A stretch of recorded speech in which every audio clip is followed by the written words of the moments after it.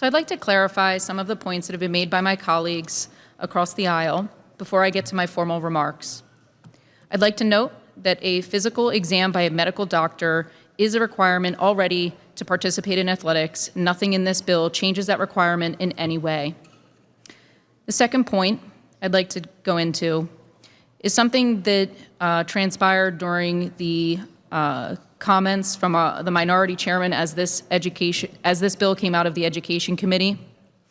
The comments were saying that we should stay in our lane, telling us to stay in our lane. This is something that I have heard throughout the comments today, that this chamber should not be addressing this issue. I can tell you that this is very much in our lane. And to be clear, it is the responsibility of government to address sports inequity. As a matter of fact, Title IX is just that. It is government getting involved to address an inequity. Separately, no one is being excluded from participating in athletics in this legislation. This bill focuses on competitive athletics from middle school to college.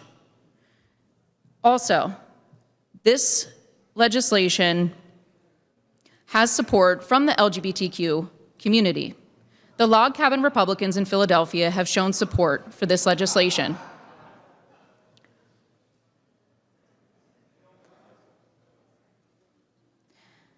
Their opinion does matter. The opinions of people who have performed at high levels in the sports arena and in athletics, who have also supported addressing this inequity in sports, include those of Caitlyn Jenner and Martina Navratilova.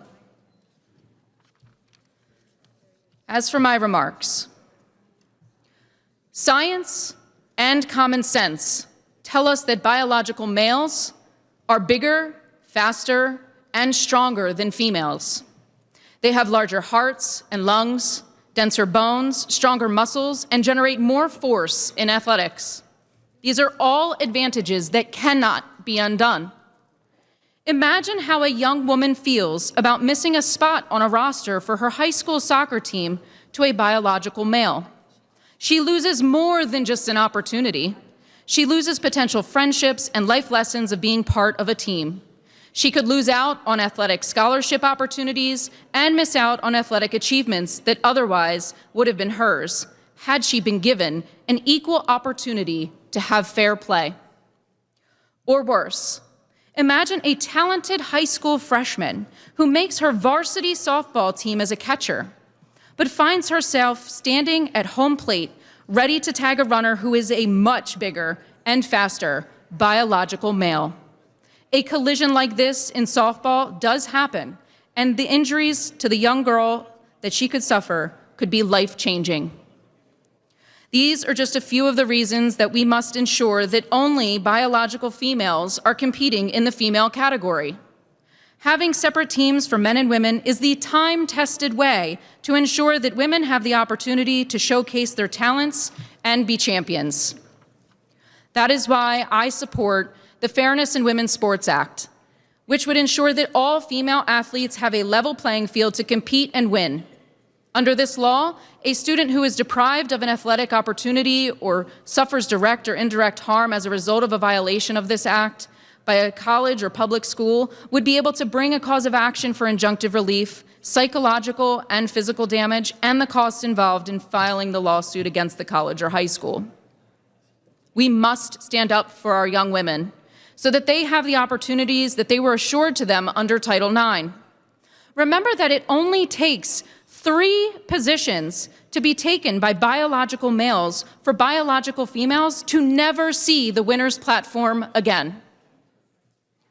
This issue is not a simple exercise in legislating or politics to me. I have personally competed in both high school and collegiate level athletics, as many of my colleagues who have prime sponsored this legislation have done so as well. This was a benefit that I enjoyed because of the many incredible, strong-willed women who came before me and fought for Title IX. This year marks the 50th anniversary of the passing of Title IX into U.S. law in June 1972. And Sports Illustrated is featuring this anniversary. They put to their readers a simple task. Share a photo of a moment in your life that embodies the question, what does Title IX mean to you? The passing of Title IX gave women the equal opportunity to play. But since then, it has impacted the lives of people in many different ways. How has Title IX influenced your life professionally, athletically, or personally? What opportunities were provided to you because of Title IX? Allow me to take this moment to answer this question. Title IX afforded me life lessons of teamwork, leadership, accountability, determination, and instilled in me the spirit to never give up. Ladies, women, young female athletes, we will not give up this fight.